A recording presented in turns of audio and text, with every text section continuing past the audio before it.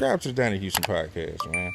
Come to the studio. So it just became a, then we get to riding around Dallas. We just kicked it, man. And from then, we just became brothers. Hmm. And he offered me a job. Where are they at, like album wise at this point? This is this is I don't know if they did too much touring off of Too Hard to Swallow, but it's between those albums, Too Hard to Swallow and Super Tight. And we were recording Super Tight. I don't know if you heard the story about Super Tight, but you probably have, but don't realize what happened. They had a pretty much a full album already done, and they had a break-in at the house on San Jacinto where the whole album got stolen. And plus, coupled with Angela Winbush is married to Ron Lisley. I don't know if they still are or not, but she was married back then, and she was taking care of all his business. So a couple of the songs that the viral songs that you've heard of that are going out, like Smooth Slangin' with Bun B, that's Isley Brothers sample. She wouldn't clear it. Menage a Trois, she wouldn't clear it, and he had a couple of more songs, Weed, 93 Mac. Oh, that 93 Mac was so fucking serious. You ever heard 93 Mac? I don't know if I heard It's a that. brand new 1993 Lac rolling down the avenue in my white Cadillac. Ooh, you ain't never heard that? I don't know if I heard That bitch is a classic. It's on YouTube. I gotta pull it It's up. it's real. It's real. I done heard It's the a bad- I heard the Menage a Trois Yeah. and the we. Now I done heard all that. Yeah, that 93 Mac was the one. Oh, and the way they flipped back and forth like Run DMC on that song. Oh yeah, and it's old vintage Pimp and Bun. So yeah. And this is so are you there when they recording all these songs? No, that album was already done. Okay. I was there when they recorded Super Tight. So when that album got stolen, I'm sitting through From Back Side to Side. I'm sitting through 316. I had a song on the album that 2 weeks before the album dropped. Matter of fact, the artwork was already done.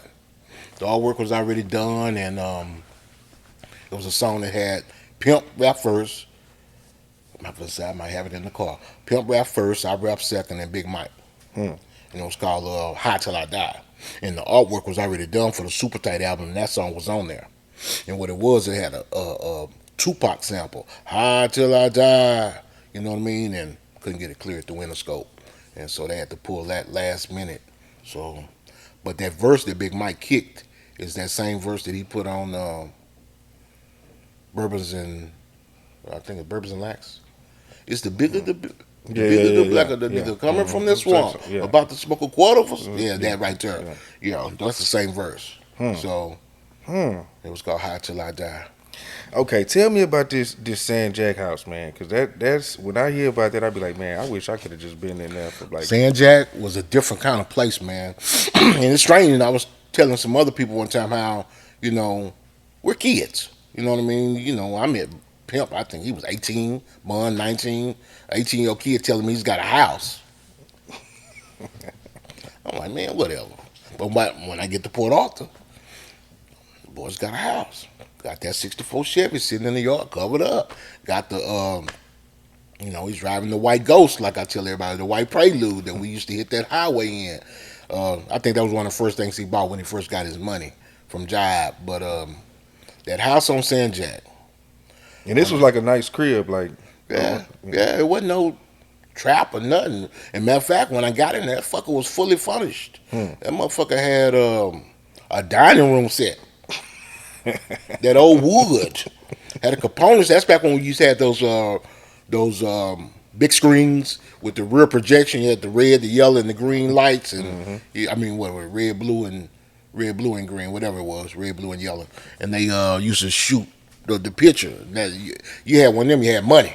You know what I'm saying? That motherfucker had one of them big projection screens in his house. And then every room had beds in it. And then when you walked into that, I don't know if you heard of the famous weed room. I heard the weed room, Yeah, the famous weed room is like when you first walk in the house, you're in the main area sitting.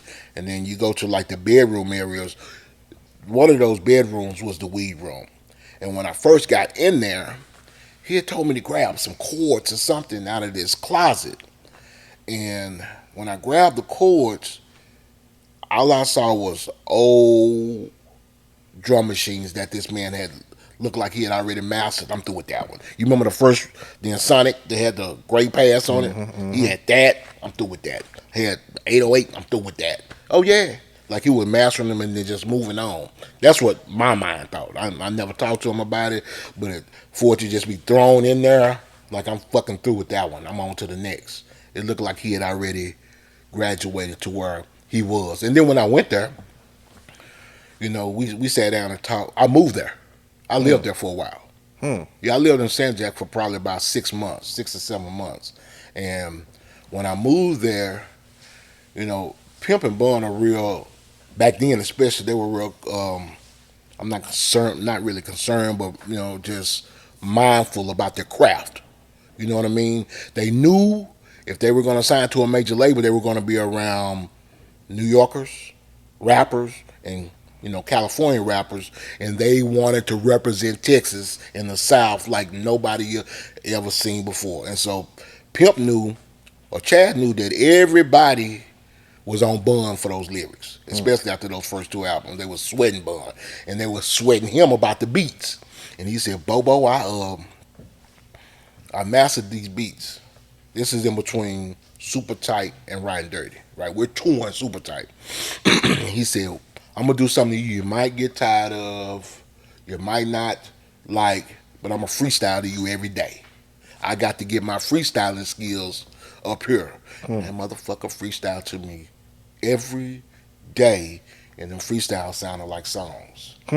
One thing about them boys, I told them before, when Chad and Bun freestyle or rapped, it was rapping about real life situations, and the shit sound like a song. You see when he freestyle on 106 and Park? Did it sound like a song? Yeah. Yeah. Yeah. Yeah, it didn't sound like he was coming off the, and he was big on that. I hate motherfuckers writing their raps talking about they freestyling. And that's why he said it's real freestyle, bitch. He was quick to tell you that I came off the dome with that, and they were practice make perfect, and they believed in practice. And Bun practiced. I don't know. I never really saw Bun practice a lot, but just the practice. Doing it is the practice. And yeah, he was concerned about if he could keep doing it. Yeah, bro. Yeah, this before Riding Dirty. Yeah, you got it, Bun. Donnie Houston.